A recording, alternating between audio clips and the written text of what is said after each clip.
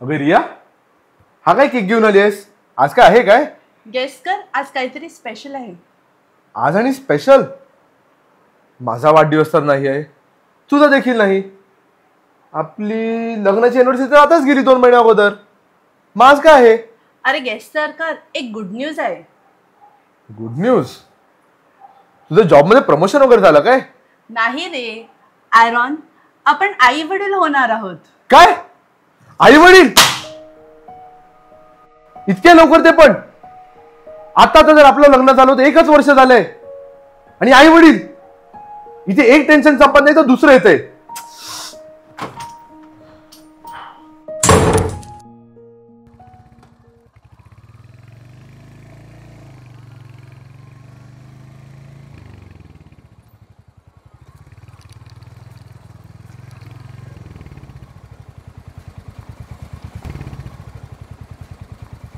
ओय अजून एक ग्लास भर. चल चल हे चला. घे ग्लास भर पहिलं. चल ग्लास दे.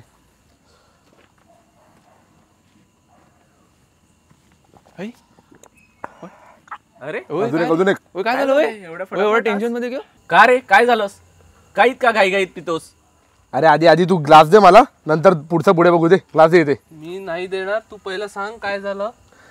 अरे यार काय सांगू तुम्हाला. आता आज ऑलरेडी तुम्हाला माहिती आहे ऑफिसमध्ये किती लोचा चालू आहे. जॉबचा बॉस एक ते डोकं खातोय. आणि आज घरी आलो ते बायको आल्या काय बोलली असेल, सांगते मी प्रेग्नेंट आहे आणि केक घेऊन हातात आली. डोकं नाही फिरणार. अरे इतका आनंदी मस्त दिवस चाललेले, आपण रोज भेटायचो वगैरे, एन्जॉय करायचो. आली आणि म्हणते मी प्रेग्नेंट आहे. असं कसं चालेल? आता फसलास ना, म्हणून तुला सांगितलेलं होतं इतक्या लवकर लग्न करू नकोस. अरे हेच लफड झालं ना, इथेच फसलो. मस्त आराम करायचा, मजा करायची. थोडे वर्ष आता लग्न झाले, एन्जॉय करायचं, फिरायचं, तुमच्यासोबत भेटायचं. तर आता या मुलाच्या संसारात हे लहान मुलाला बघणार आता आयुष्य घालू मी. दे तू ग्लास दे. ग्लास दे. हे बघ भाई, लाईफ सिंगल आहे. दारू घ्यायची, खायचं प्यायचं, मजा करायची आणि लाईफ सॉर्टेड. अरे तेच तर ना, तिथेच तर मी फसलोय. आता का पर्यायच नाही उरला. काय करू मी तरी? मला तरी वाटतं एकच पर्याय आहे. खरं सांगू का? सांग आता. दुसरं काय नाही, तोच पर्याय असेल. काय सांग? अबॉर्शन. काय करू मी? बाप होण्याची जिम्मेदारी स्वीकारू का? बाप होणं म्हटलं म्हणजे मुलाची पूर्ण जिम्मेदारी घेणं, त्याला शैक्षणिकरित्या मदत करणं, मानसिकरित्या मदत करणं आणि इतकेच नव्हे तर आर्थिकरित्या मदत करणं. आयुष्याच्या या टप्प्यात या सर्व गोष्टी मी करू शकणार आहे का? मला तरी जाम कठीण वाटतंय. याच्याऐवजी जर मी अबॉर्शन केलं तर कुठलं टेन्शनच उरत नाही. एक काम करतो मी, उद्या सकाळी उठल्याबरोबर बायकोला सांगेल अबॉर्शन करायचं म्हणजे करायचं. माझे मित्र म्हणत होते ना, तेच बरोबर आहे. अरे हेच तर वय एन्जॉय करायचं.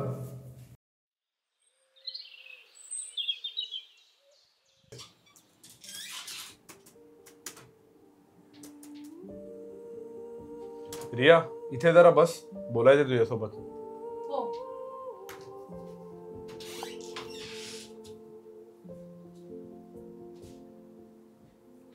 मी रात्री खूप विचार केला आणि मला वाटते मी माझा निर्णय ठरवलाय. हे अजून पुढे काय होणार नाही. आपण अबॉर्शन करूया. काय? हे तू काय म्हणत आहेस? याचा भान तर आहे का तुला? किती निर्दयी काळजाचा आहेस रे तू. हे बघ, मी खूप विचार केला याच्यावर आणि तुला मूल आणि नोकरी हे दोन्ही एकत्र सांभाळता पण येणार नाही. चूल, मूल आणि नोकरी करेल मी मॅनेज. तू हे डिसिजन एकटा नाही घेऊ शकत. रिया, आताच आपलं लग्न झालंय. अगो अजून भरपूर आयुष्य पडलंय समोर. एन्जॉय करायचं भरपूर काही. हे काय बाळाच्या ह्याच्यामध्ये अडकायचं? मला नाही पटत. ह्याचा अर्थ काय? माझ्या उदरातील बाळाला मारून टाकायचं? हो, मी माझा निर्णय घेतलेला आहे. अबॉर्शन करायचं म्हणजे करायचं.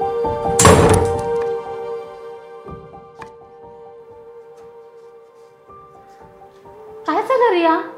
तू इतकी उदास का आहेस? तू तर आई होणार आहेस आणि ही तर आनंदाची बातमी आहे. मी खूप खुश आहे आई, पण ॲरॉनला हे मूल नको आहे. तो मला अबॉर्शनचं सांगत आहे. काय? तू काय बोलतेस? अबॉर्शन? काय अबॉर्शन? कुठलं अबॉर्शन? ॲरॉनला बोलो. ॲरॉन, कुठे आहेस तू? ॲरॉन! हो आई आलो. अहो, ऐकता का? काय चाललंय? काय झालंय? कशाला ओरडता? ॲरॉन बघ काय बोलतोस. अबॉर्शन बद्दल बोलतोस. देवानी दिलेली देणगी मारत आहेस ॲरॉन. अरे आत्ताच्या आता खाली आहे. हो बाबा आलो. लवकर. काय झालं? कशाला बोलवताय? ॲरॉन, तू हे काय लावलंयस? कशाला? देवाने एवढं चांगलं वैवाहिक जीवन दिलंय, चांगली बायको दिलंय, मग असा निर्णय का? मुलं ही देवाची देणगी असतात आणि तू त्या देणगीला मारायला निघालास? असं नको करूस बाळा, असं नको करूस. तू सांगितलंस नाही ना? काय नाही काय? आता कशाला चूप बसलीस? तू बोललीस नाही ना? अरे आता तर लग्न झाले आमचं, मला अजून आयुष्य जगायचंय, जीवनात मजा करायची आहे. मला तरी मी तर फिक्स आहे, अबॉर्शनच करायचं. माझं तर मन पण नव्हतं लग्न करायचं, इतक्या लवकर तर नव्हेच. रियाची चुकी आहे, ती प्रेग्नेंट झाली.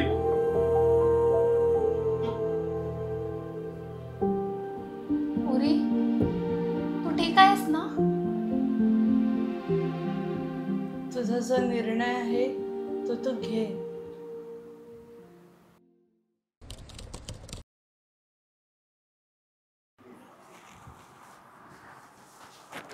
काय रिया, कशी आहेस तू?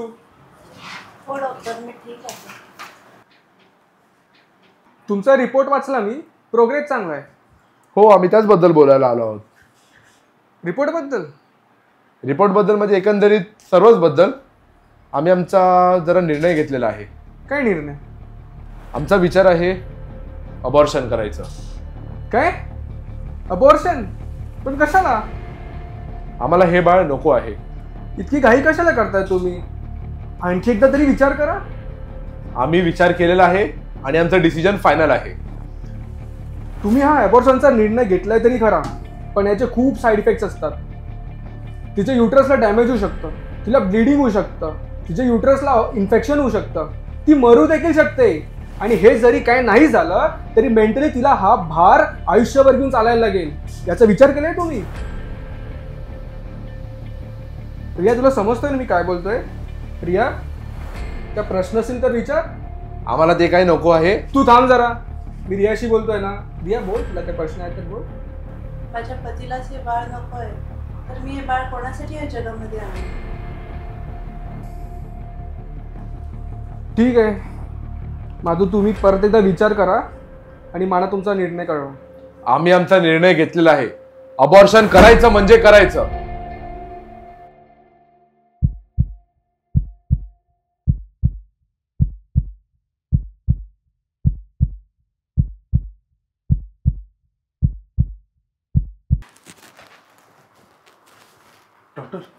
डॉक्टर अबॉर्शन झालं का? हो, सक्सेसफुली अबॉर्ट झालं, परंतु तिच्या वगैरे नको, अबॉर्शन झालं. मिस्टर कोरिया, मी काय सांगतो ते ऐका आधी. तुम्ही अबॉर्शन करायला सांगितलं, मी अबॉर्शन केलं, पण ज्याची भीती होती तेच झालं. काय झालं डॉक्टर? अबॉर्शन मध्ये काय फॉल्ट झाला का? तिचा युट्रस डॅमेज झाला. कसं तरी आम्ही तिला क्रिटिकल सिच्युएशनमधून सेफली बाहेर आणलं, पण ह्यापुढे तिला बाळ होईल की नाही याची गॅरंटी मी तुम्हाला देऊ शकत नाही. Mister Korea, take care.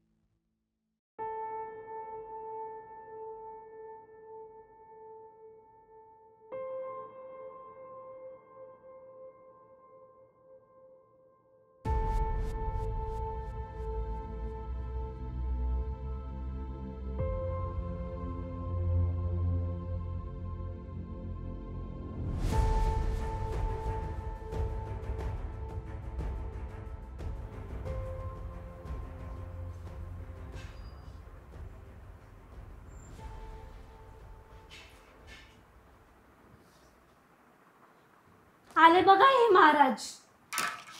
आता रडून आणि दुःख बाळगून काय फायदा? अरे त्या बिचारी मुलीचे हाल केलेस आणि आता याला वाईट वाटते.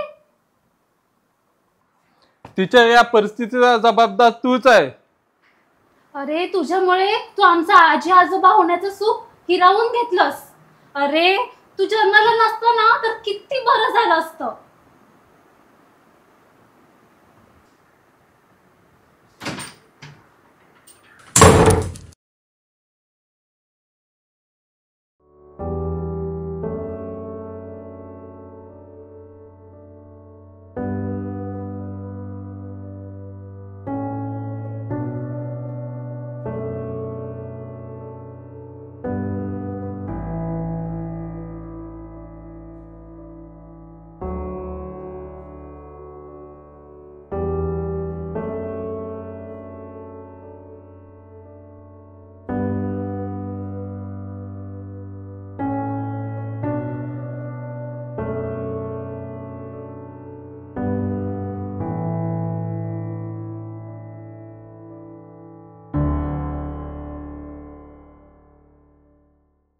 अरे मित्रा थांब.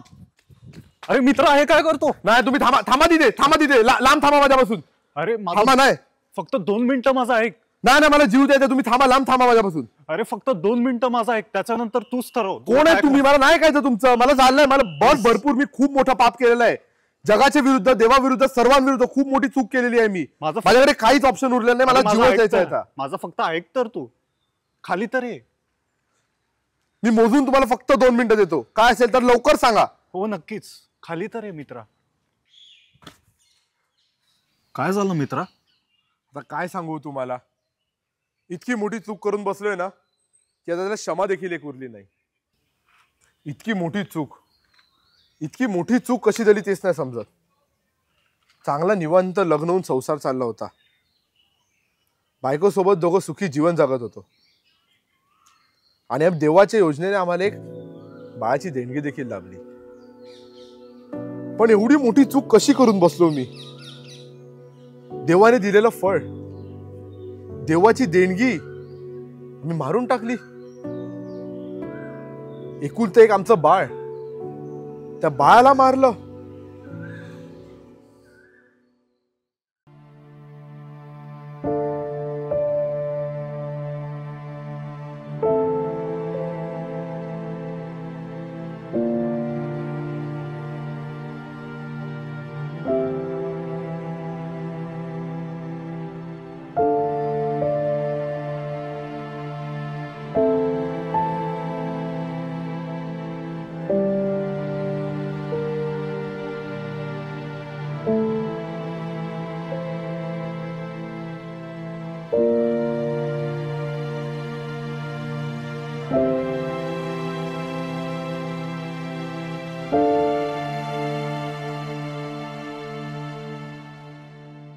मित्रा, जे झालं ते झालं. चूक सर्वांकडून होते. सुसाईड करणं हा काय त्याला पर्याय नाही. तुझा जीव देऊन, तुझा जीव संपून शैतानाच्या हाती तुझा जीव जाणार. तुझ्या बायकोचं काय होणार? तुझ्या आई वडिलांना कोण बघणार? तुझी पत्नी, तुझे आई वडील हे सर्व सहन करू शकतील? किती मोठी चूक झाली, किती मोठं आपण काही केलं, तरी तो प्रभू येशू ख्रिस्त त्या खुर्सावर फक्त आपल्यासाठी मरण पावला. आपल्या पापांच्या क्षमासाठी तो मरण पावला. बायबलमधील जुदास आणि पेत्रा यांनी देवाविरुद्ध पाप केले, खूप मोठे पाप. परंतु जुदासचा आत्मा शैतानाकडे गेला. त्यांनी जीव दिला, पश्चाताप केला नाही. परंतु पेत्रांनी क्षमा मागितली आणि प्रभूने त्याला ती क्षमा केली व त्याच्या हातात त्या स्वर्गाच्या किल्ल्या दिल्या. तू माझा ऐक, तू घरी जा, पत्नी बरोबर बोल, तिच्याची क्षमा माग आणि पत्नी आणि देवाची क्षमा माग. मी खात्रीने सांगतो ते नक्कीच तुला क्षमा करतील. हो, खरंच खरं म्हणताय तुम्ही.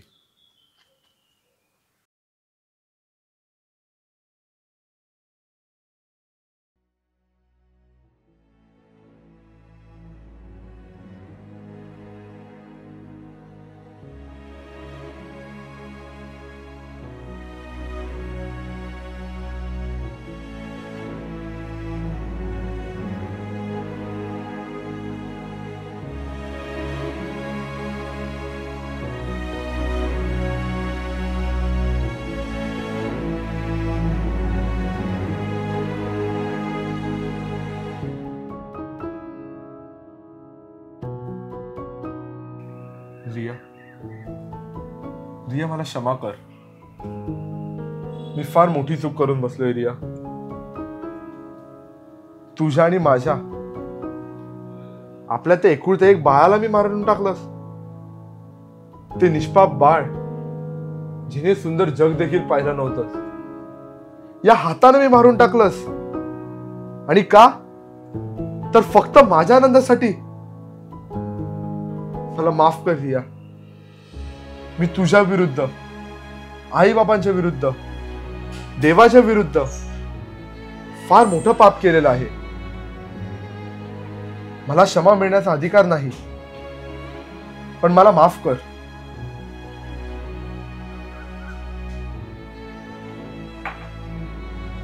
ॲरॉन, मी तुला अगोदरच क्षमा केलेली आहे. तुला तुझी चूक समजली हेच एक मोठा पश्चाताप आहे. आपण आजपासून एका नवीन जीवनाला सुरुवात करू. Once again, I forgive you.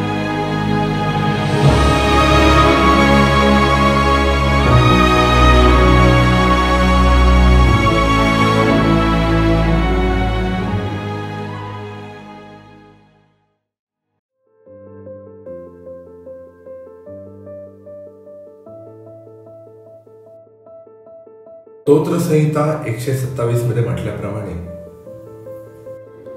मुले ही देवाने दिलेली नजराणे आहेत. होय प्रभू परमेश्वरा, खरोखर आज या वेळी मी सर्व पहिला प्रथम तुझी क्षमा मागू इच्छितो. माझ्या हातून केलेल्या चुकाबद्दल, त्या घोर पापाबद्दल मी पुन्हा एकदा क्षमा मागू इच्छितो. आणि म्हणतात ना, देवाला कुठलीही गोष्ट अशक्य नाही. आणि होय प्रभू परमेश्वरा, आमच्या दोघांच्या बाबतीत हे वचन तू पूर्ण करून आणलेलं आहेस. त्याबद्दल या क्षणी आम्ही तुझे शतशः ऋणी आहोत. रिया, आपल्या लग्नाच्या वेळी घेतलेली वचने आज मी तुला परत देत आहे. सुखात आणि दुःखात, आजारात आणि आरोग्यात कधीच तुझी साथ सोडणार नाही. हे वचन आज देवासमोर मी तुला परत एकदा देत आहे.